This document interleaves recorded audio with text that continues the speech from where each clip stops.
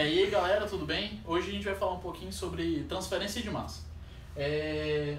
Bom, a transferência de massa ela sempre vai ocorrer quando eu tenho dois meios em que um meio ele é mais concentrado do que o outro, por qualquer substância.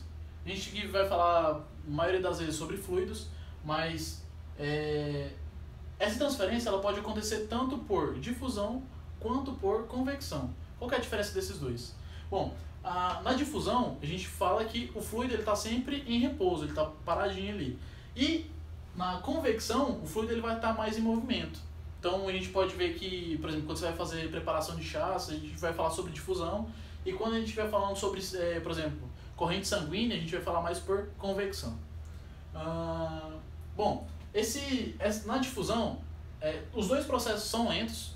Essa transferência de massa acontece, mas os dois processos são lentos. Só que esse processo ele pode ser um pouquinho mais rápido se esse gradiente de concentração ele for bem maior do que o normal, ou se essa espessura da camada limite, essa aqui é a nossa camada limite, se essa espessura ela for bem menor. Você concorda comigo que quanto menor a espessura, mais rápido vai ser essa transferência? Então é isso aí. A gente pode falar isso aí, uma analogia também com a transferência de calor.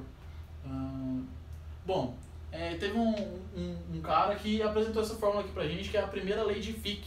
O que fala essa primeira lei de Fick? Então aqui a gente vai tentar calcular a taxa de transferência de massa. Essa taxa de transferência de massa ela é proporcional ao coeficiente de transferência de massa. Esse coeficiente ele depende do fluido que a gente está trabalhando. Então tem um coeficiente de massa, o coeficiente. A gente tem a área da nossa camada limite, a área da seção transversal. Aqui a gente tem o gradiente de concentração. Esse gradiente de concentração é sempre o C1 menos o C2. Ele sempre acontece de maior de concentração para o menor. Então a gente vai fazer sempre o maior menos o menor. E esse aqui é o nosso L. Tá vendo aqui que o nosso M ele é inversamente proporcional ao tamanho do L? Então é por isso aí que eu estava falando mais cedo. Bom, então aqui a gente tem a taxa de concentração, que é esse aqui, e a gente também vai falar sobre o fluxo de concentração. A gente pode falar que é a mesma coisa, só que quando essa área for unitária. A gente vai falar que a gente está calculando a nossa taxa em uma unidade de área. Então vai ser aqui o HM, que vai ser o coeficiente, vezes ΔC dividido por L. Tá vendo? Não aparece o A, é como se esse A fosse 1. Então, exposto isso aqui a gente vai trabalhar um pouco mais sobre um exercício que a gente vai resolver agora e falar sobre algumas aplicações disso aí. Eu vou deixar com o Cauê vai mostrar um pouquinho para vocês sobre essas aplicações desse exercício. Fala galera, tudo bem? Eu sou o Cauê e eu vou falar desse exercício aqui bem simples mesmo, já que esse assunto de transferência de massa é uma coisa que engenheiros químicos mexem com isso, é uma coisa mais complexa. Aqui como é um breve vídeo, é só para dar uma explicadinha bem rápida. No exercício a gente tem o seguinte, ele pede, calcule a transferência de massa, a taxa de transferência de massa, certo?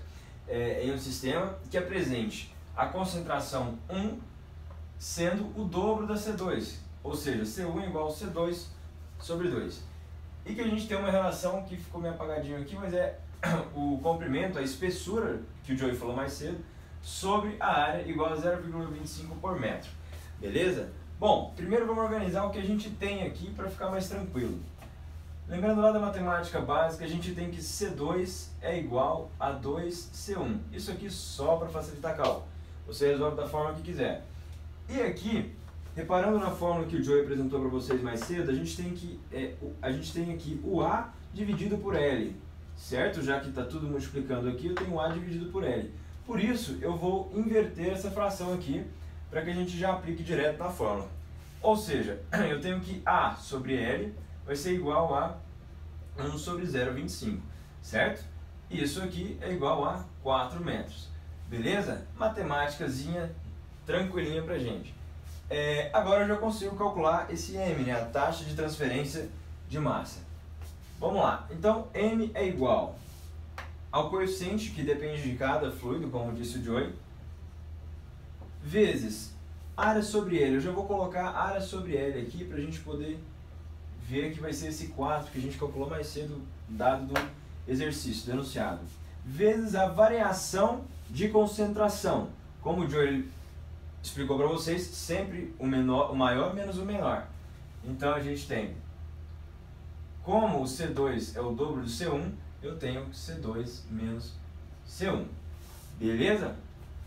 Organizando aqui, eu tenho que a massa é igual ao coeficiente vezes 4, certo?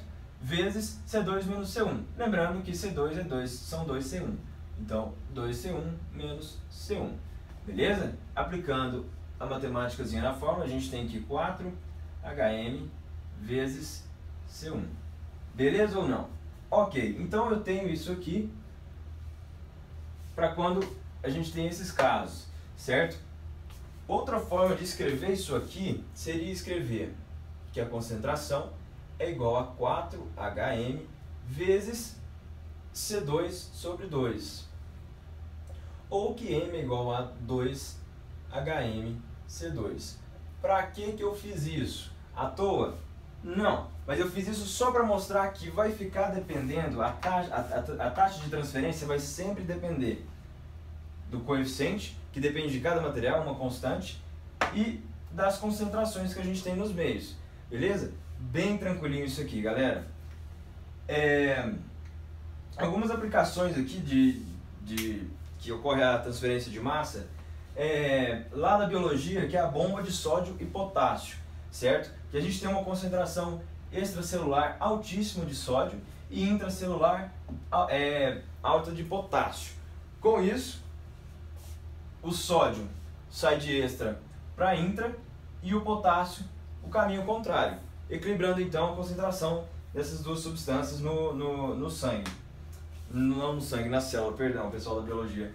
E aqui a gente tem a preparação de chá. Sim, preparação de chá, quando a gente coloca aquele sachêzinho dentro da água quente, que fica lá em repouso, por difusão, como o Joey falou, já que os líquidos estão parados, o pó do chá sai para dentro da água, fazendo a concentração ficar equilibrada, e você pode tomar um chazinho. Beleza, galera?